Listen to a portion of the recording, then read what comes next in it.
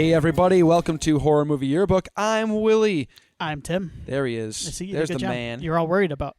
I was a little bit nervous. It's been a while since you've introed. I've been hogging the intro. Yeah, the one episode we've been back. What a terrible person. I love your T-shirt, by the way. Oh, thank you. You're wearing a T-shirt. It says Gemini. It's got some folks on a roller coaster. This is a roller coaster from Cedar Point, I believe, correct? It's not the best roller coaster at Cedar Point. It's my favorite because it was always my favorite when I was a young one. Been around for a long time. I am a Gemini. That's my sign. Ah, yes. Nice. My favorite Outcast album is Aquemini, which is a combination of Aquarius and Gemini. Which is probably Andre 3000 and Big Boys. Yeah, I believe Andre is a Gemini, which I guess would make sense, right? I mean, you're basically the same person. So there you go. I'm just a big fan of Gemini. Excellent. In general. He was also my favorite American Gladiator. Oh, I forgot about Gemini. How excellent. Is that the oldest roller coaster at Cedar Point still? Do you know? No, the Blue Streak. I think the Blue Streak may have been, I don't think it was an opening day roller coaster, but it's been there since like the 50s or 60s, the Blue Streak. So I'm it's, pretty sure. yeah, I was going to say they probably don't have any of the originals. They probably wouldn't pass safety. As far as the roller coasters, I think they have a couple of like, you know how they have like the theme, like the fair type rides there as well. I think there's something there. Like I think the Matterhorn has been there for a while. Shout out to the Matterhorn. Joe and I's favorite Matterhorn. ride. Yeah. You guys love the Matterhorn. We do. I believe last time we went on the Matterhorn, I was there. Yeah. Right? This was at my bachelor party, right? Yes. Yeah. Was that the last time you went? Yep. Yes, and we played, somebody tried to blast it. You could barely hear it. On their phone as we went down something, the Marlins Will Soar. That would be Joe. I'm guessing that was Joe. Yeah. I remember screaming the song as we were, I recall this. It was late in the day, if I recall correctly. So, do you know my astrological sign by chance? Do you know? Oh, are you a Cancer? I'm a Pisces. Pisces, okay. So I just wanted to make sure I took the time out to, hold on, before I do this, please send us feedback. horrormovieyearbook@gmail.com. We're at HM Yearbook on Twitter. Yeah. We're on Facebook. We're both very busy. We are not always. We're not doing. We're not going to be on Threads either. I see this new Threads popping up. You heard about this Threads?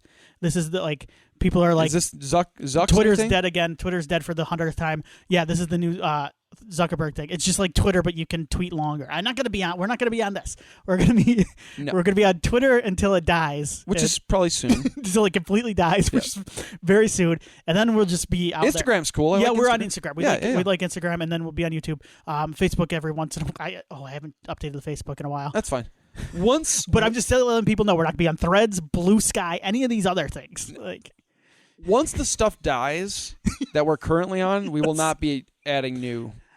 I'm okay with that. I don't need new Twitters. I don't want Twitter as it is. No. I don't want any more new ones. No, I check the notifications, and that's about it. Yeah. Yep. I like to talk to our people. Yes. But I don't like to see other people. No. Agreed. But I wanted to take the time out to see what our compatibility was like. Okay. Pisces and Gemini. And then read this off for you. This is the first one that popped up. This is from the Times of India. Mm-hmm. So reputable. Very reputable site for astrological. Pisces and Gemini have a companionship that is loyal and diligent. I would agree. Yeah. And they know how to add a little sparkle and a lot of concentration to even the most routine elements of life. I think sparkle concentration could be argued, especially when you're talking about this intro that we. I may disagree on that. Sparkle, absolutely, in spades. So there you go. We can be a little bit distractible. We find no reason to retain resentment. Absolutely. Yeah. And we understand each other's motives and don't linger on each other's wrongdoings. No, I would agree with that. We have a rewarding partnership. How nice. I would agree with all that. Excellent. Hey, and also real quick, the Game Nerds are going to be back coming up. Uh-huh. And I reached out. It looks talking about like AEW Fight Forever? No, but something called Battle Bit Remastered and Sludge Life 2. Are they just making up games now? What is this? Oh, whoops! Now, fellas, I know you're busy. I know you got a lot of dads in the group. Tim and I know as well. Yeah. How time consuming that can be. You can't just make up games, guys. Sludge Life 2. You can't just Okay, so this is like grimiest first-person video. Oh, this looks. You remember the game? What's the game? Oh, it kind of looks like Bart versus the Space Mutants. This looks like an indie game. Oh, this is like an indie game. Okay, sorry, but yeah. All right. What was the other one? BattleBit. They definitely made that. What's funny is like they look at some of the stuff we review out here and they're like, "You made that." Like, oh, that's not a real movie. No, the yes. Oh, 100%. BattleBit is like a multiplayer first-person shooter supporting 254 players per server. So that's like that Fight Forever thing where like just Sting can ride a horse or whatever. It's so sweet. I can't wait. I'm definitely going to ride a horse as Sting. Yeah. No question. Is that the wrestler you would choose to ride a horse with first? I got to think about that. Yeah. I think so, though. I think so, too. Yeah. I want to see him on a stallion. Just running people down. The only problem with that, we won't even get into it. I don't want to play online with other humans. Like, if I can play against like a bunch of computer. Did you see the Friday the 13th news? I did. They're just the game is almost over. I actually thought about texting everybody and saying, "How about one more?" I want to do one more. I think one more. Yeah, I want to do one more because what are they doing? They're like giving everybody everything. Everybody gets everything. Yep. Yep. Let's do it. Have fun. Yeah, I'd like to do. There's one a year more. left, right? I think so. Yeah. I'd like to do one more night. Just do it for a couple hours. Just for old times. Me too. Private game, no randos. Yep. I don't care if we have a full game. It doesn't matter. Me too. Yeah. I want to say goodbye to it. Have Gojo play the Cena music, John Cena theme. Just like old times. Be great. So yeah, jump on Friday the 13th the game if you haven't already. I actually am not going to endorse that. I have no idea what shambles the game is. So you can't even play it at all? It will be unplayed. Like you will be able. I thought they were just done updating it. Play the single player stuff. You can't play the online stuff. No, it's gone. It'll be gone. That's stupid. This is why physical. That's not a physical media. Yeah, thing. that's just a dumb thing. That's just a yeah. But when they, when places don't want to host storage for stuff anymore because it doesn't make monetary sense for them, guess what they're going to do? Because there are people like it's still got a dedicated base. Like people still play it. Maybe I don't know. I don't know. It's interesting. Anyway. So sad. End of an era. Speaking of bummers, I wanted to bring this up. Quick. Are we done with the housekeeping? Sorry. Yeah, I think we're good. Yeah. Well, so here's the thing: is like I don't like to start off with bummers. I like to think of this like we'll talk about it here, but like a celebration of Julian Sands. Ah, yes. 65 years old. We had talked a little bit before we went on hiatus that he had been missing. I think we had mentioned it on the show. He went hiking. He went hiking in Los Angeles, the San Gabriel Mountains. Well, his remains were found, I think, last week, or we were off too, but they were found in the mountains. He was like a pretty dedicated, like, outdoorsman, running, walking, and climbing. He says I was on a perpetual grand tour. I was looking for something exotic, things that took me out of myself. I think I found myself a little boring. That was his quote on why he liked to climb. He's an English man. He was like a classically trained. You're classically trained when you went to a school that starts with Lord. He went to Lord's Wandsworth College, Yorkshire. He had his big break. In the 80s, he was in A Room with a View and The Killing Fields. Those were kind of his breakthrough roles here in the States. That's when he moved over to the States. His career, he kind of went back and forth between kind of mainstream and then genre stuff and kind of like classier movies as well. Kind of a mixed bag of a career, really interesting stuff. Yeah. His genre work, I think, Arachnophobia, Naked Lunch, the Lynch movie. He was also in Argento's Phantom of the Opera. Indeed. My Argento rewatch got paused in the 90s. I need to pick it back up. You can't really crank out those 90s and 2000s Argento works. There you go. Now, yeah. But also, I think he was on Smallville, too. That's another kind of... Yes, also Biker Mice from Mars. Was he on Biker Mice from Mars? Yes, he was. Also Rose Red, the miniseries. Stephen King. Yep. Also one of the leads on the Jackie Chan Adventures. Yes, I did know that. Yep. Pretty rad. So yeah, what a career. He had quite a career. I think the movie though that because we've talked about it on this show before, and I think it's probably one that probably maybe most I would say genre horror fans maybe remember him fondest for is Warlock. Indeed. We're talking about Warlock is a movie that was made in 1989, released in 1989. I always lump it in with like 90s stuff. Yes. Like well, it's right on that cusp. Yeah, because it's not that like 87, 88, like that second slasher boom, but it is start when we get like the supernatural slashers like Shocker and post Nightmare on Elm Street. But it's not really a slasher movie. It's kind of it's a weird like it's kind of a mishmash. Yeah, it's like one part Highlander. Yeah, and then also like it's weird. It's a weird movie. Yeah, Sean Connery was supposed to play the Richard E. Grant role. I learned that. Yes. And is it Laurie Singer? Mm-hmm. Is lead. I watched this recently. She's quite fun in the movie. Yeah. But anyway, it's all about. It's a fun movie. It is a fun movie. And it holds up. Julian Sands is fun. Julian Sands is the reason. Like the movie, actually, it's one of those performances where he's not on the screen that much, but it suffers when he's not on the screen. He had a quote about Warlock. Okay. This is how he came to be on the movie. He said, "I've been working in Poland, and it was winter, and the communists were still in power. So the thought of doing a film in California, in Hollywood, was very appealing, and I'd liked the script. I thought it was very entertaining, and there was substance to the script by David Twohy. David Twohy, who would go on to was either The Arrival and Pitch Black, right? Yeah, the creator of Riddick. Yes. Yeah. Well, Vin would probably argue this, but yes." He created The Last Witch Hunter. Vin did. Yes. Speaking of witch hunters, Warlock. And then I'd also been told that Sean Connery was going to play the witch hunter Redford. So that was pretty cool. So I thought, yeah, it'd be fun to do this. And of course, Sean Connery didn't do it, but Richard E. Grant too, who's not too shabby. In fact, I say he was excellent, and he was a very good foil for me.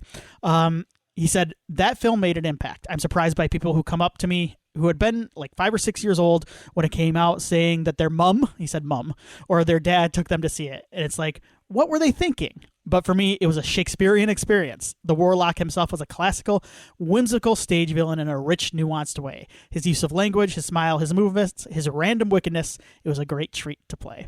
I wanted to say that quote because that is why that's like I think we come off across as goofing on Warlock a couple times, but that's why the movie works so well. Is because he is totally 100% commit. He treats it like Shakespearean. Absolutely. Yes.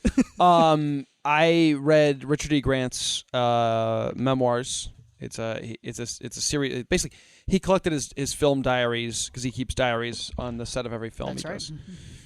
And he essentially took them and turned it into a novel. And there is a full every chapter is a different film for the most part, and there's an entire section of the book just about Warlock.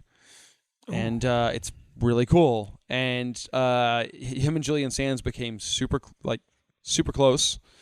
And Julian Sands really liked going to like basic American restaurants. Like Julian Sands wanted to go to Applebee's. He loved fucking loved it. He wanted to go. Let's go hit an Arby's real quick. Like he got it. Like he was, and like Richard E. Grant kind of goofs in the book about like this is where we're going. But apparently we got that Warlock money. Julian Sands was all about it. He's like, let's go to Chili's tonight. Yeah. He wants his baby back. So I always said after I read that I was like, oh, Julian, I loved you already, but I love you even more now. So yeah, I know he had a wife and kids. He was very protective of them. He didn't talk about that much in interviews, but yeah, for sure, it's sad. But go watch Warlock. It's on TV. Hell yeah. It's a fun movie. He's terrific in it. The movie kind of winks, but he never winks in its performance, and that's why it works. I think it's important. Yeah. Yep. Yeah. Would you consider it a Langella situation? Like where he No, I don't, because I think he plays it pretty straight. Okay. But I do think the ridiculousness of it, there's some fun fish out of water comedy in that movie too. There is some. Yeah, yes. There's some fun There is some fun fish out of water element in that movie. But I wouldn't consider it a Langella because I don't think he's actively I don't think he's chewing the scenery. I just think the character itself is so ridiculous in the situation that he's put into but I think it's his commitment to playing it straight that actually works. Gotcha. In that way. Yep. There you go. So yeah, rest in peace, Julian Sands. I just want to start off excellent with that. Excellent. But we are going to talk a little bit more. We're going to talk about the Terrifier movies now. Hi. We're going to do this. Yes, we are.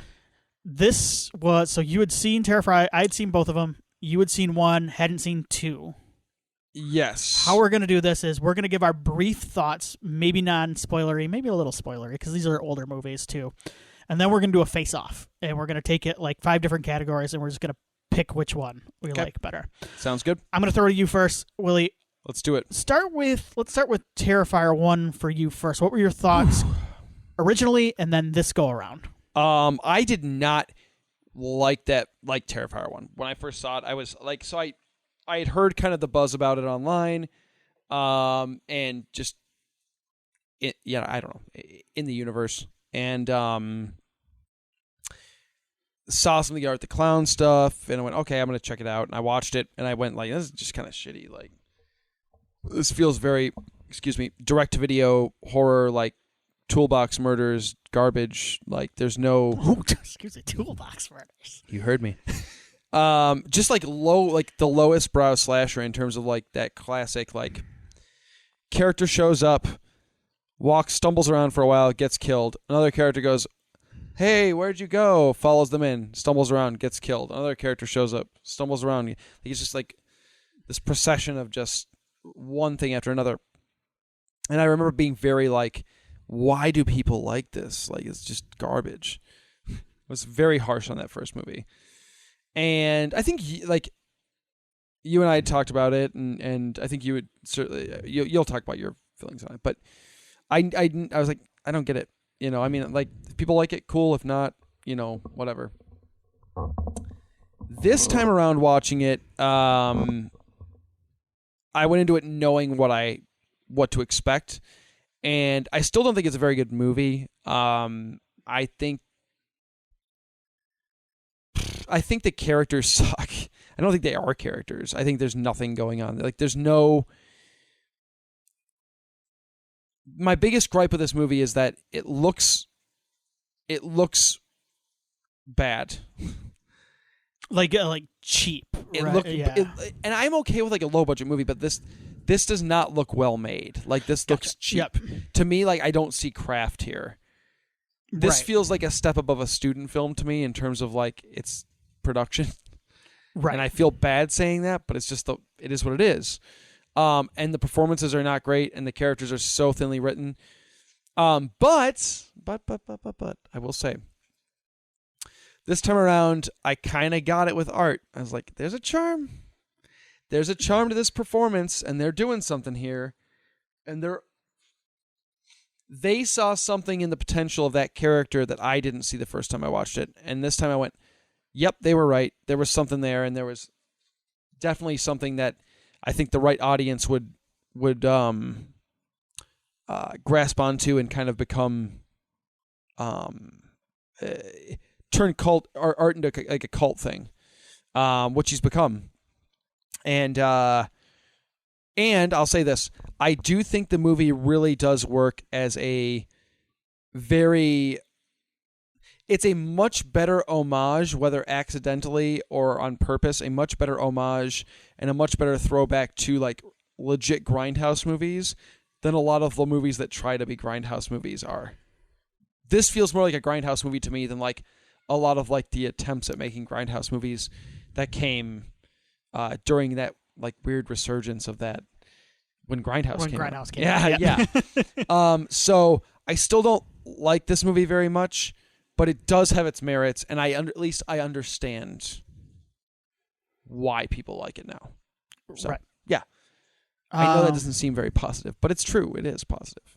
I can change. You can change. Everyone can change.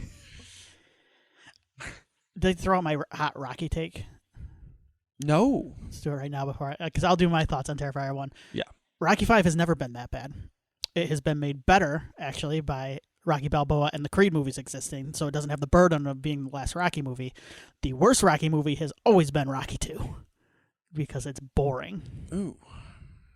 So there you go. Marinate on that. Okay, let me think on that. By the end of the episode, I'll let you know. So, Terrifier 1. Yeah, this is the second time I had watched it. I watched it a while back. I watched it when it came out. I had come to it late too because it gained a following on like DVD and streaming, like I think on Netflix or wherever it was at the time too. Like it had gained quite a following, and then like I finally was like, oh, all right, I'm gonna check this out, and I watched it, and I liked it well enough. I wasn't blown away, but I thought the effects were fun. I thought art. I liked Art from the beginning. I thought he was a cool. Like I liked the look of Art. He's got that old timey, well, like clown, but also like kind of like the man who laughs. I could see like what. I like what he was based on, and the silent pictures. I'm a sucker for that kind of stuff, and played by a mime in the movies, played by somebody else in the other movie. Oh my gosh, I should mention I watched All Hallows Eve. This is where Art started. All Hallows Eve was the movie that was. It's like a like an anthology built around Art the Clown. I didn't understand it. Now I will say I sent you a screenshot of how I was watching it, which was on my phone with the baby monitor, like so I could watch my sleeping child in the corner. Incredible. At the same time. So maybe I didn't get the fair shake. I joked with you like Christopher Nolan would have me arrested for watching a movie like this. Yeah, he but might. I needed to know more about Art, and I was pressed for time. Yeah. It's like All Hallows Eve is like an anthology series or movie. But Art's kind of the. So some of it is pulled like the first, like Art shows up and then he kidnaps someone and puts them in like a basement or dingy basement. Art does that a lot. As Art does. But then like Satan worshippers or some cult like kidnaps this one. It's stupid. And I think it was one of his short films. Like I think that was based, like it was deleted scenes from one of his short films. Well, there's a short film called Terrifier. But this was Terrifier, and then there was another one too. Yeah. So the Terrifier one. So that's the first segment. The second segment is honestly, it's 20, maybe 15, 20 minutes long. It feels like it's an hour. And it's like a home invasion type thing. And I think it was supposed to be the Terrifier, but it's really just this stupid looking alien. Like it looks like not like Star Trek, but like a Star Trek knockoff alien. Like it's just amazing. It's like he's got like a helmet. It's like Andromeda. Yeah, it's not even like an alien. It's just got like it kind of looks like Black Manta, but like a cheap version of like the Aquaman. That rules. Villain. Is that what you sent me a picture of? Yes. I'm gonna look at it again. Like it's just like I didn't know. I like halfway through. I'm like, oh, is this supposed to be an alien? I thought it was just a guy dressed up in a dumb alien costume. That's really shitty. What does he look like? Like Black Manta. Yeah, but that's supposed to be his face. Like a shitty cosplay version of Black Manta, at like a third-rate like Comic-Con. Yeah, no, this isn't good. Anyways, but like I think Art was supposed to be in it, but they didn't have the budget. It's awful. Now I will say, so I've bashed All Hallows Eve to this point. Now you were talking about there was a Terrifier short film, and I believe that short film is the third segment of this movie. I thought so, but I wasn't sure. Okay, and it's the best segment. And it's actually kind of fun, and you can see the potential in Art the Clown and a Terrifier movie. So I understand why they would make it. I admired their commitment to this character. Me too. Because even this, like, there is some goofy lore in this movie. It's just the first two segments are not for they suck. Yeah. But the third one I went, okay, I get it. Like this is kind of fun. I can see why you would want to make a movie out of this. Now, I will agree with you. I think the first one feels a little bit like a sizzle reel. Like it's like an effects sizzle reel. Like they put it together to try to sell a bigger movie, and they didn't maybe have a plot. I actually don't think they have enough plot for the second one, but we'll get to that later. But I admire the gumption of it. What works for me is the effects, Art the Clown, and yeah, just kind of the overall feel. I like a little bit of the DIY aspect of it. Sure. Like, yep. There is something kind of fun about that. I grew up an Evil Dead fan, and I'm not comparing these movies to Evil Dead 1 and 2, but there are similarities to how they were made, and a lot of this was done independently, and I admire that stuff. Yeah, me too. I do. I really do. Where it doesn't work for me is on a basic plot level. It's like there is halfway through the movie, there's a switch in protagonists, and it feels just like, I guess it feels both like we don't have enough movie for this movie. Like it feels like the short stretched out into a feature, which is a problem with a lot of short films. And it also feels too cute. Like it feels like, oh, we're gonna do this. We're gonna throw the audience for the loop, and it doesn't work, and it's just kind of annoying. Yeah, I agree. I agree. So that was it. I enjoyed it as a beer and pizza movie. You watch at 1:30 in the morning. Sure. Now Terrifier 2, on the other hand, Willie, this is your first time watching it, so the floor is yours. Yeah, Terrifier 2 rules. Kicks ass. I love Terrifier 2. All of my complaints from the first one are largely gone here. Like, I do think there are legitimately well-written characters and well-acted characters, especially our two leads. I think that Art is just as good and then even better than he was in the first movie in this one. I think the score is awesome. I love the synthwave stuff that they're doing in this. It rules. The movie looks gorgeous. Like compared to that first one, this is like holy smokes. Like and they don't have like an insane budget here either. No, like, but like it looks like a movie. I'm with you. It looks really good. The director. I listened to the commentary this time too because I got the 4K. But he bristles at calling it a dream sequence. It's like an alternate dimension sequence in that movie. But I think that looks really like that's a really good looking sequence. Absolutely, yeah. For what it is, yeah.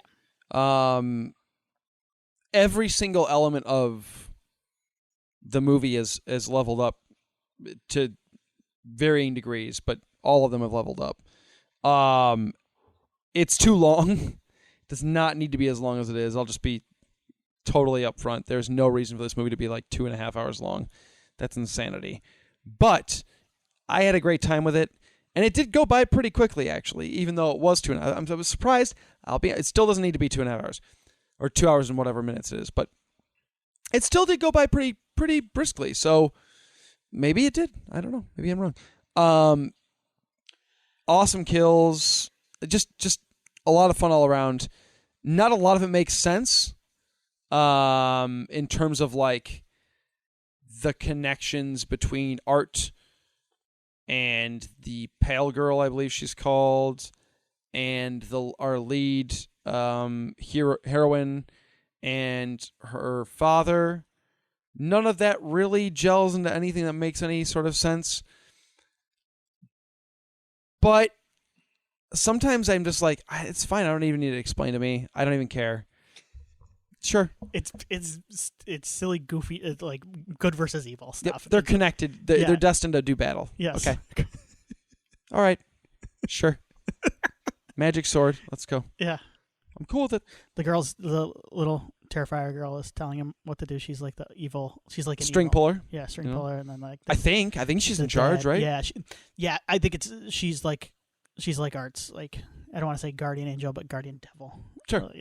Telling her what to do, and then because that's what he said in the commentary. He's like, this is not a dream sequence. Like this is her proving herself worthy.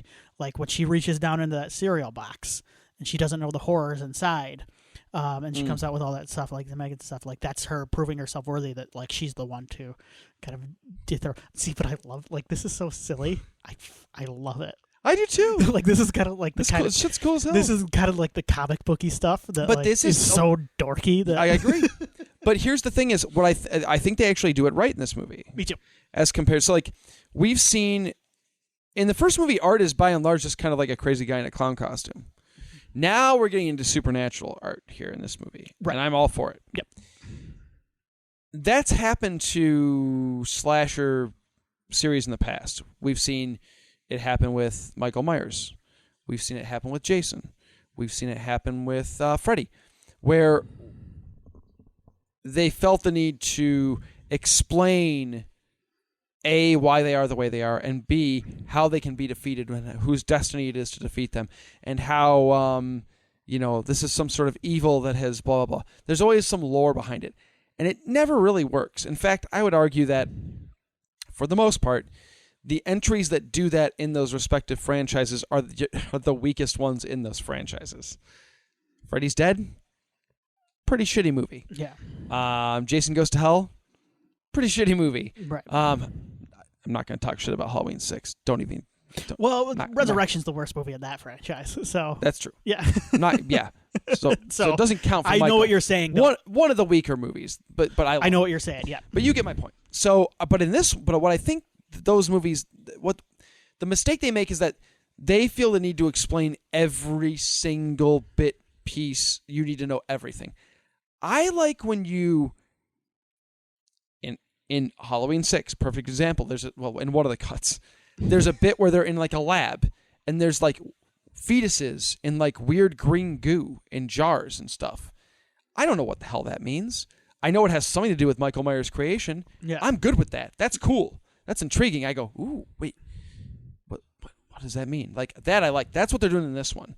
They're not giving you all. They're like spelling everything out for you. They're just throwing weird shit at you. Yep. And letting you just have fun with it. Yep. Much better. Yep. Yeah, way cooler, way more metal. Way absolutely. Yes. Cool. So anything else on Terrifier 2? No, I had a ton of fun with it. The Clown Cafe. Come on down.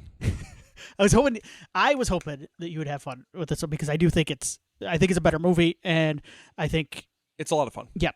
Now, yeah, my thoughts. So I rewatched it again. Here are my just overall thoughts, and then we'll get into the face-off. As I've gotten older, there are, like, when I want to relax and watch a movie, like, I challenge myself with, like, art and movies less than I used to. Like, I'm not, like, seeking out certain, but I still will watch something that's out of my comfort zone. But when I want to get in my comfort zone, I think, like, it's either stuff that I liked when I was a kid or stuff that reminds me of stuff that I liked when I was a kid. Sure. Terrifier 2 is, like, the movie that when I was younger, would have hid from my parents or my friend's parents. Yeah. Rented from the video store and just been like, we get, like, hid it underneath, I don't know, like Land Before Time. Something. You know what I mean? Like, I know what you mean. some, like, kids, the little rat, Dennis the Menace. Yeah. I can't even think of one. Put it in the VHS case of Dennis the Menace. Yeah. Put it, and be like, we're just going to watch this tonight, hang out. And we would have snuck downstairs and we would have stayed up all night eating pizza and pop. Not eating pop, but drinking it, and just stayed up all night and, like, been grossed out and just, like, challenged each other, like, yeah, you're grossed out by that. Yeah. We would have had so much fun.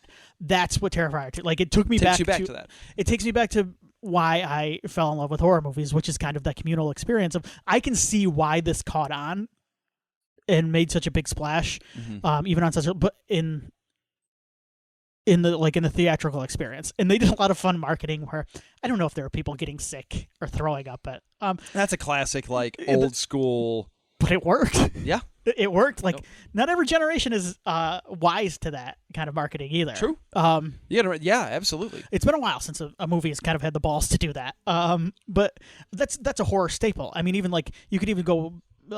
First thing that just sprung to my mind is the Blair Witch. Remember when they put all the missing posters and stuff on college campuses? That was kind of a classic example. I mean, shoot, they used to do it back in, like the William Castle. Yep. Yeah, I mean, they're carnies. Yes, but that's part of the fun. And then part of the fun is, like, going to the movie and just like when Art is doing his thing, that bedroom scene, and just going like, oh, and, like, hiding your eyes and just going. That is like, a gnarly scene. We'll get into it, but hooting and hollering, and but, like, that's what I kind of love about this movie is I'm not trying to make the argument that movies shouldn't be about things. I love movies. We have gone in depth about Romero's Dead movies. There you go. And great example. Yes. And we love those movies. But I don't need every movie to be about something. In fact, there are a lot of movies that say they're about something, and then I go, yeah, like, I know you're about something. Like, I just spent an hour and a half of you lecturing me. Beating me over the head. Beating me over the head with it. I don't need that. Which to me feels... At least Terrifier 2 is genuine about what it's... Right? There's nothing... It's an unpretentious movie. There is nothing pretentious about it. It is there for you to have a good time. I mean, some of the story... But like we said, some of the story is kind of... It's maybe pretentious in that fun metal way. We like that heavy metal way. Yeah, like, it's goofy. And silly, yeah. It's goofy. You don't know if they have a full handle on the story, but you don't care because it's rad as hell. Yeah. Like, she's like, yeah, she's got wings and a flaming sword. Sick. Yeah, sick. Yeah, there's a creepy little clown girl. But... Why not? And, like, I just, like, I can see why it caught on, especially coming out of the pandemic. Because, you know what? This is kind of a thing, you know what? I'm going to tie this into a lot of stuff right now. I don't need a superhero movie that wants to be a like a political intrigue. I don't need a superhero movie that wants to be like a lawyer comedy all the time. You know what? Maybe I just want to watch superheroes do their thing. Yeah. Maybe I just want to watch Art the Clown do his thing. Art the Clown do his thing. Maybe that's okay. And maybe that's, like, coming out of the pandemic where, like, maybe I don't want to be, like, serious all the time. I gotta think about this stuff all the time. like maybe I'm okay with just hooting and hollering while Art's taking a bottle to someone's head. I think we've lost sight of that a little bit. Yeah. I think we're starting to get it back, but I do think for a while there we lost sight of like sometimes it's okay to just make a movie that's firmly grounded in what its genre is and just not try to do anything overly, you know what I'm saying? Like just. And sometimes the effects are the start. Like, that's like the Fangoria way? Yeah. Like sometimes some movies were made to just be splattered on the pages of Fangoria. And there's nothing wrong with that. Beautiful. All right, so let's do this face-off. Let's do it. We got some face. Okay, so I'm gonna go through 5 categories here. Okay. I think I'm gonna start with kills. We're gonna start with the big one first. Kills. Oh man.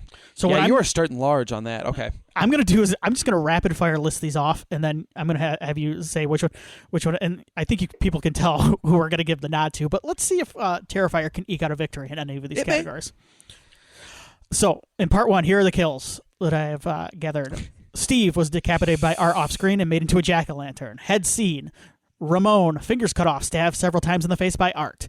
Dawn, cut vertically in half by Art with a chainsaw. Tara Hayes, shot at least 7 times in the head by Art. So Tara is the first final girl. Like the one, like the head fake. Yes. Unnamed woman, breasts and scalp ripped off by Art, off-screen, body scene. Will, stabbed in the head and then decapitated by Art with a hacksaw. Sorry about that, Will. Mike, hit twice with a barrel and skull crushed by Art with a shoe. So those are the part 1 kills.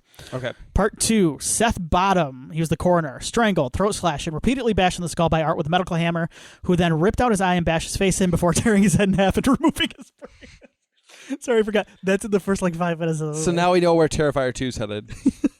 Unnamed man, impaled through the top of the head by Art with the broken end of a mop off screen.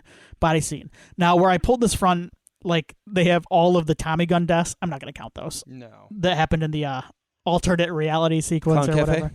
Clown Cafe. Banjo woman burned to death by Art with a flamethrower. Oh, that's in the Clown Cafe too. It's pretty good though because she keeps playing. Unnamed woman, hand sliced by Art. Oh, wait, that's another. Okay, so now we're back in the reality. Possum, disemboweled by Art off screen. Ricky, stabbed in the eye with a broken beer bottle that was earlier smashed over his head, then stabbed in the temple and 3 times in the neck until he was decapitated by Art with a meat cleaver. I think you can tell who we're going to give the nod to, but we got a couple more here. Allie, left side of the face scalped, sliced several times across the backs. Large chunk of back skin. It's going to take you forever to get through this one. Left forearm removed, right arm ripped in half vertically, salt and bleach forced into wounds. Left side of face ripped off entirely, revealing skull by Art. Allie's mother. I think the last time you see her, she's still alive, technically, too. It's going to be very funny when she's at an interview and she's just... Kill me. Please. Allie's mother decapitated by Art off screen, head scene. Barbara, head blown off by Art with a sawed-off shotgun. Now, there is no controversy. Remember we had the controversy with Ghostface using a gun. Art uses a gun in All Hallows Eve. So Art doesn't will play. just Yeah, blast doesn't care. No, somebody. he doesn't care. Jeff, stabbed 9 times in the groin and penis ripped off by Art. That one's good. Brooke, face melted with a fluoromantic acid and stabbed 3 times in the back. Leg partially severed and stabbed 7 times in the chest by Art with the dingbat. Chest ripped open and heart moved. Oh, so the dingbat is the thing with the... Crazy bat. Yeah. Sienna Shaw, slashed several times with the chain, slammed in the bathroom stall. Mirror kicked twice, stabbed in the stomach by Art with Sienna's father and sword. Oh, but then she was revived. So she technically counts as a kill, but she's not dead. Sure. Willie, who you got for kills? It's Terrifier 2. but to be... I felt like Excalibur at the end of Dynamite. Dude, I was going to say that, and I'm like, have I made too many wrestling references tonight? That's okay. You did. It's 2. The sawing in half death in 1, I remember being like, oh my God, like when I watched it. That's the centerpiece kill of 1. 100%. Yeah. But in 2, there's like 50 centerpiece kills. I can see some people liking the simplicity of the kills in part 1. That's not us though, especially with these movies. Well, like with Halloween, like the Halloween movies, I can see someone going like, I kind of like the normal stalk and slash stuff in 1. Sure, but this is Terrifier. Yep. This is art. This is art. We don't want that. Art makes art. Do you have a favorite kill? Oh my God. It's the bedroom thing because it's so insane. The bedroom it just keeps going on and on. So you know how like okay. Yeah. All right. So there what is that fucking movie with Leonardo DiCaprio and the bear? The Revenant? Thank you. One of the big parts of that movie is he gets attacked by the bear, okay? And it's a very realistic scene because the bear attacks him, and in reality, this happens often during bear attacks. The bear attacks, and the bear leaves, especially if it's a bear with cubs. The bear will leave after it believes it's like incapacitated, and then it'll come back to kill you, which is horrifying, like awful. Art does that in this movie because he like super kills this woman. He's like snapping arms and chopping faces and all sorts of stuff. Then leaves for a while. Then comes back with salt and bleach. It's the most insane shit I've ever seen in my entire... And at that point, you have to laugh. Because you've now passed... It's like the joke that keeps going on and becomes kind of unfunny.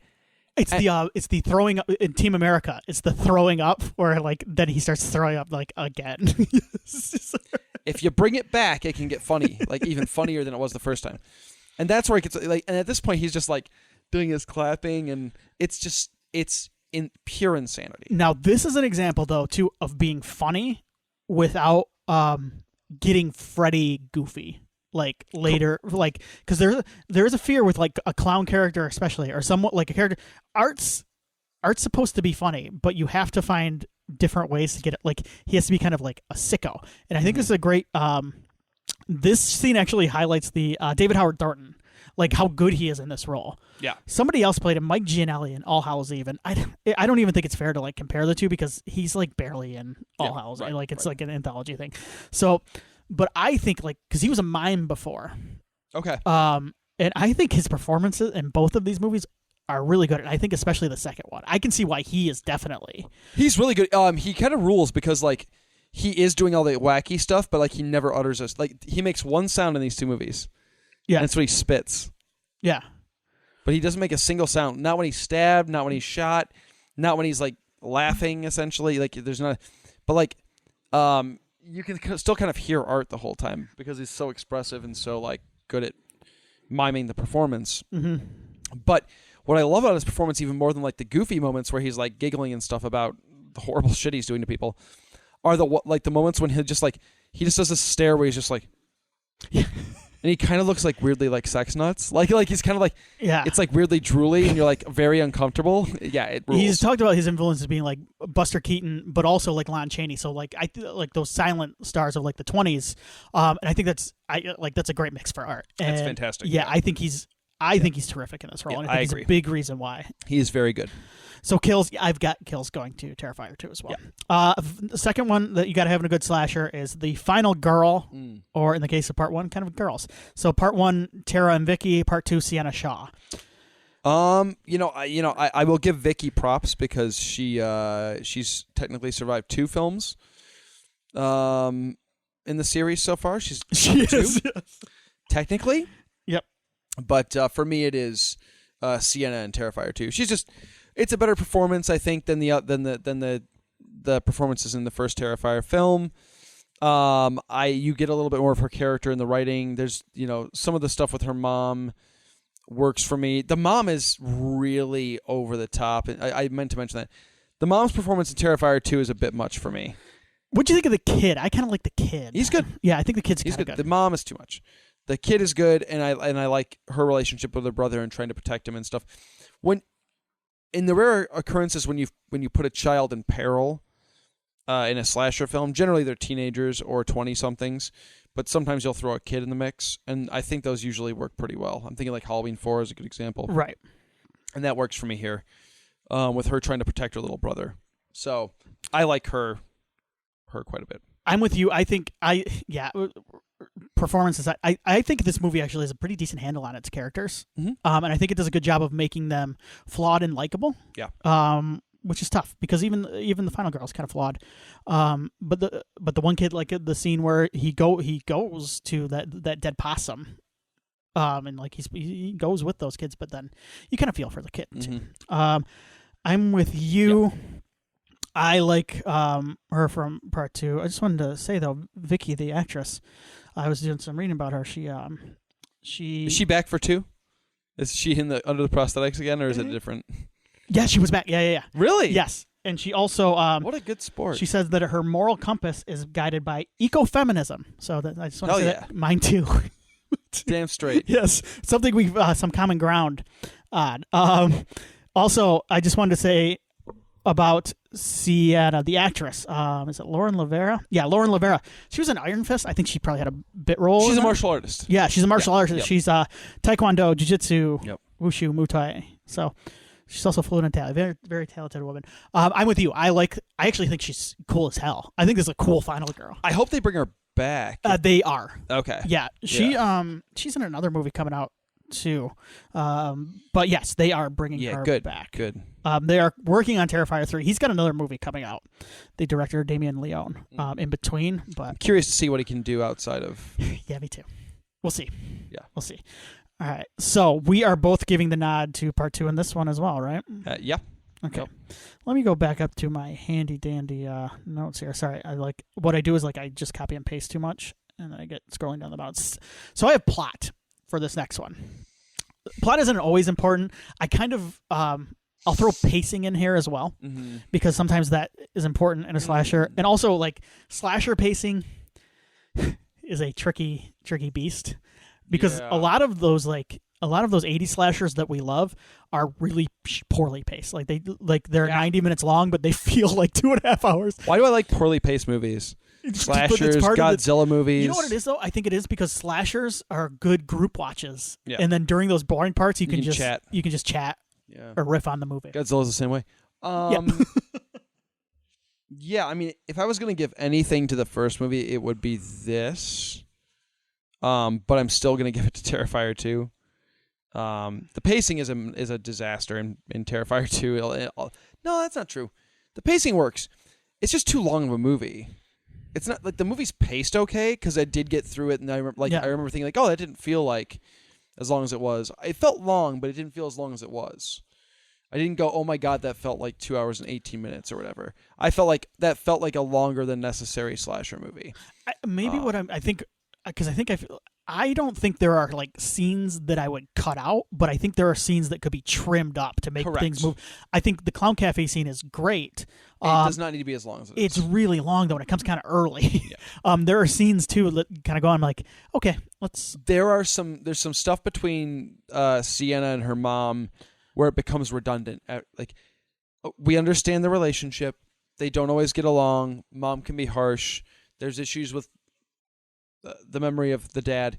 We don't need to be told that this many times. You know what I'm saying? Especially as we're getting later into the movie. We're good. We get it. Let's move on. So, and I mean, in fairness to Terrifier 1, the plot certainly makes sense because it's just clown killing people. Yeah. But so I guess I'll give it points for just kind of keeping it simple, stupid. Yeah. But I love the ambitiousness of 2. And I love getting weird with it. I love doing very vague supernatural elements that don't really get fully explained but are there. I dig all that. So it's 2 again. Feeling bad for Terrifier 1 a little bit, but I feel like Damien Leone would be happy that the follow-up was. I think what we're kind of getting at too is we may not have been crazy about Terrifier 1, but we saw some potential in it, and that potential came to fruition in Terrifier 2, absolutely. Where we're oh yeah, we saw it there. We always knew Damien had it, but he just needed. It's here, yeah. It's on full display. And you know what? Sometimes too, filmmakers improve on their weaknesses too. Well, I think he said I saw some quotes from him about the first movie after the second came out, and saying that he had some issues with the characters were very thinly there was so he's been totally open and honest about I wasn't insanely happy with the first movie, and I'm happy I'm able to do. I get caught up in this too, where I'll see a director or there are certain directors where I'm just I don't like their stuff. I recognize that people like it and it's good. It's just not for me. But I don't like immediately dismissing someone who has made a movie I think is bad. Correct. Because like there are a lot of factors, and also like there's such a thing as like improvement in your craft. Sure. So, I think all the great directors started off and were able to build on a career that. Oh yeah. Yeah. I can't think of a single great director whose first movie was their best movie. In my personal. In the horror genre, like I'm thinking of the legendary horror directors. I mean, Craven's first movie was not his best movie. Mm-mm. I don't think anybody would. Carpenter's first movie was not his best movie. Would you count Dark Star as his first? Yeah. And even if you're not Assault, I don't think it's his best movie. Yeah. I love Assault, but Assault is a movie that I really love, but it is also rough around the edges too. Sure. Yeah. The one who you might be able to argue be Tobe Hooper. Yeah. Well. Yeah. But I can't think of Romero. You could argue Romero. You could argue. suppose, yeah. But I think most folks probably wouldn't say that Night is his best. I could be wrong. That's arguable. Yeah. But, but even like when you go past horror, like Spielberg's first movie wasn't his best movie. But even Romero, some of those early, like that post-Night stuff that came on that box at like There's between Night and Day. Yeah, like that stuff those are rough watches. Yeah. Anyway. We make it. I'm going to give this to 2 as well. Yeah. I can see an argument though for simplicity of 1. I agreed. What I can't get on with is the switch in protagonists, like I mentioned. I don't like the switch in protagonists. And the fact that just as you start to kind of like the first final girl, the semi-final girl, she gets killed. And you're like, okay. Yeah, on to the next one. And like it's the woman who's on the phone with her the whole time. And by the time you get to Vicky, you're like, I don't want to watch Vicky. I kind of feel like movie's over. It's not her fault. It's just I don't want to. Yeah. Yep. All right, so 3-0 right now. We got 2 more here. Okay. Setting. Now, for this, I kind of have setting and like look of the movie too, kind of in there. But part 1, like you had the pizza place, basement, of course, where Art does a lot of his work. The morgue and like alleys. Part 2, though, you had the clown cafe, school, the the haunted house, the abandoned carnival. I'm gonna say 2. I think it looks better, and I think the also it has more money, but I think. Yeah. Overall, I'm going to go 2 on setting as well. It's 2. It certainly is a better looking movie. There's no question there. I will say, once again, in defense of 1, I love the grittiness and a part of it's just a low budget, but I love the grittiness of their New York. It's kind of rainy and slimy and gross. It reminds me of slashers set in New York, like those Italian slashers, like New York Ripper and stuff like that. Yeah, good call. Yeah. So I like that. Those 8. Yep. Yep. Mm-hmm. Even like the Prowler, which wasn't set in New York, but like that vibe of like just kind of gross and like everything's kind of slimy. It feels like a movie you would go watch in like an 80s, like if you could be transported in time to like the 80s in New York. At like a theater that you probably have no business being those in. rundown theaters that are just like everything gross. is sticky in the theater. Yeah, there's some dude like with a trench coat on somewhere. Yeah. But that's what it's going for though too. And I dig that. Yep. All right, 4-0. Terrifier 2. Yeah, I had a feeling. So the final one here, I just have intangibles. So this is kind of like a potpourri. So like impact overall, or other characters in the movie, or I think we talked a little bit about pacing, but just like maybe a little bit of art as well, like which art you like better, whether you like the design in 1 or 2. I think they're kind of the same. I'm actually going to get this to 1, and here's why. Okay. 1 kind of came out of nowhere. No one that I was aware of ever had any sort of hype or major excitement about All Hallows Eve or about anything that Damien Leone was doing ahead of Terrifier. Terrifier just kind of showed up. It was on Screambox to begin with. Somebody had faith in it, and it came out, and it became a legitimate cult film in a time when that word gets thrown around far too often. I've heard people call things like some of the Marvel movies cult movies, and I'm like, are you out of your mind? That's not what cult movie means, guys. Yeah. I'm not saying I know the exact definition, but it ain't that. Terrifier became kind of a cult movie. And a cult movie is like something like with Terrifier 1, you're not crazy about it. But it's something that like a cult movie by definition is something that like the majority of people don't like. Exactly. But there is a very, very devoted fan base, no matter how small. And it's big enough for you to know that it exists, but it's not that big. But people were dressing up as art at cons well before Terrifier 2 was out. So for me, the intangible is, and the reason why one wins is, without that first movie, for good or bad, with the actual quality of the film, without that first movie, Terrifier 2 would never have happened. You wouldn't be seeing these guys at every convention across the country, I would assume, making bank. Terrifier 1 just caught on. And it became kind of this weird little unicorn that, in this sea of elevated horror. Yeah. Yeah. People wanted it. And here it is. Now we got 2 of them. And I like the second one, so I'm not mad about it.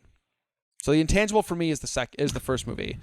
Because I never would have guessed that movie would have caught on the way it did. I'm happy it did, though. I am legitimately happy it did. So I think you may have. So I was leaning towards 2, but I think you may have convinced me to go with 1 here. But part of what I was going to say about 2 is similar to what you just said. But you're right; it all stems from 1 kind of catching on. And 1 had a bigger hurdle to jump than 2. Yeah, 2 was building off of something that was already kind of popular with following. Yeah, that had a pretty devoted fan base as it was. Now it's got a bigger one. And you're right; it is kind of nice to see. And I am someone who likes big budget blockbusters. But we've seen recently, especially now, like these budgets are bloated and out of control, and like movies that do well at the box office do not make their money back anymore because they have spent so much money. I just saw something about what movie was it? Indiana Jones is the most recent one, but like Indiana Jones made $85 million. But there's a movie that did really well recently that like it still wasn't enough. Like, what was that? I think it was a Marvel movie. I saw an article about how like it made insane money and they broke even. So even like Fast X, like it's considered underwhelming at the box office. It made $700 million worldwide. That's crazy. And you're sitting here like, how is this? But like, I guess they figure like, well, it's part of this franchise that like we've made our money back already. I don't know like the ins and outs of it, but like these movies, like these budgets are so out of control. And then you get something like Terrifier 2 that is kind of, it harkens back to like, those 90s, like the 90s was stuff like Clerks. Yeah. And stuff like the Wes Anderson movies, like Bottle Rocket. I appreciate that stuff. Stuff that like is true independent. Yep. And you get a lot of, we got bombarded too at a lot of fake indie movies. Mm-hmm. Like a lot of like Fox Searchlight, baby. Yeah, like a lot of indie movies that had like Steve Carell, who was on The Office at the time. It's like their star. You're like, that's not a true independent movie. Like Clerks was a true independent. It's a low-budget studio movie. It's a low-budget studio movie. Clerks was a true independent movie because like nobody in that movie could act. No. I watched Clerks 3, by the way. Terrifier 1 is the same way. Yes, exactly. Oh, you watched Clerks 3? Its heart's in the right place. I liked it a lot better than Jay and Silent Bob reboot. I didn't like that movie. I liked the big issue with Clerks 3 for me is like it's still the stuff that he tries to pull off in the back half. It just can't be done with the level of acting that is available to him. I gotcha. But you know what? It's like I said. It's earnest. It's earnest, and I appreciate that. It's not. Anyway. I don't get caught on Clerks 3, but I just brought it up because it captured the feeling, kind of the stuff that around the time made me fall in love with movies, which was finding the stuff that had kind of caught on. So I will probably give the nod to Terrifier 1 as well, because why the hell not? So There we go. I love it. 4-1 Terrifier 2, which is the better movie in our opinion. That is a fair score, I think, at the end of this. Me too. Excellent. What the hell are we doing next? That was fun though. I don't know. What do you want to do? August, the first week of August, or our first episode of August, I already have planned for us. We are doing Freddy vs. Jason. Oh, yes. Because it's the 20th anniversary of Freddy vs. Jason. So this will be the episode in before between. that. Interesting. Well, if we're doing Freddy vs. Jason, I would like to... Okay, my initial plan I'm not going to go with. Little too similar, little too close in time period to Freddy vs. Jason. I'm gonna put that one. I'm not gonna tell you what it is. Okay. Put it back here. I'm gonna hold on to it for a rainy day. I would like to go something a little old school. I want to go something. I'm itching for something similar to way back when we did Dr. Phibes. Something older, something I haven't seen either in a long time or I've never seen in that kind of in that realm. And I'm not even sure what the answer is. I was maybe thinking like an old school Universal monster movie that maybe you and I haven't seen in a long time. Okay. I'm open to suggestions. You're a little bit more of a Universal guy than I am. I don't know if there's anything that kind of sounds cool to you. You know what? Okay, so I don't want to just do Dracula. I don't want to just do Frankenstein. Okay. I'd like to do something a little bit weirder in the Universal catalog, like Phantom of the Opera or isn't there a Jekyll and Hyde Universal? Like something kind of oddball like that. I'm down for I mean, if you want to do Dracula or Frankenstein, I'm down. I'll do it. So I'm thinking of some of the sequels to Dracula and Frankenstein. I just watched Renfield, by the way. How's that? I think that movie might catch on with a certain audience down the road. It's not great. Okay. Cage is fantastic in it. The movie itself, it's okay. Okay. Okay. I like Nicholas Hoult, though. I'm trying to think of something because okay. Now you're thinking Universal. Doesn't have to be Universal. Just, you know what I'm saying? Like something from... Because I was thinking... I want to get a little older. We haven't done it in a long time, and I'd like to... How do you feel about like an old like a 50s sci-fi horror movie? I'm not opposed to that. Let me see if I can find one that's easily... While I'm searching here, I'm going to come up with some options. Can you tell the good people where they can find us? Actually, I think I've decided what we're doing. Did you? Okay. What did you see? What did you see? The Thing. Do you want to do the original thing, or do you want to do something else? Sorry. No, but we're not far off. I want to watch The Crawling Eye. Okay. From 58. Okay. Where is this at? I'm just making sure. We got to see. Okay, so it's on Philo. What is that? I don't have that. It sounds like, hey, I don't know if this one... Is this not even available? Oh, maybe not. Yeah, so the only reason I'm like, yeah. Okay, so, OG Thing, is that available? The OG Thing is on Tubi. Now, all right. The only reason okay, so my argument for this, did you just read the... I did. Because I want to talk about I'm that down. too. Yeah, we'll do it. Okay. Cool. Okay. Excellent. How long did that take you to read? You can get through it in like 2 days, Tim. I'm going to get... It's on Kindle, I would assume. I have my copy. I know, but it's tough for me to read. I don't know if it's on Kindle, but you should be able to get it. Okay. I'll look after. If not, I will. Take a gander. Are you cool with that? Absolutely, yeah. The original thing? So The Thing from Another World, Howard Hawks, very excited about that. I've not seen that in like forever. I love this movie. I've seen it, but I haven't seen it forever. And like this is I like the Carpenter Thing better. I'm very excited to revisit this. Yes. I love this one for different reasons. Good. So well, they're very different. Yes. Cool. So any ideas for episodes?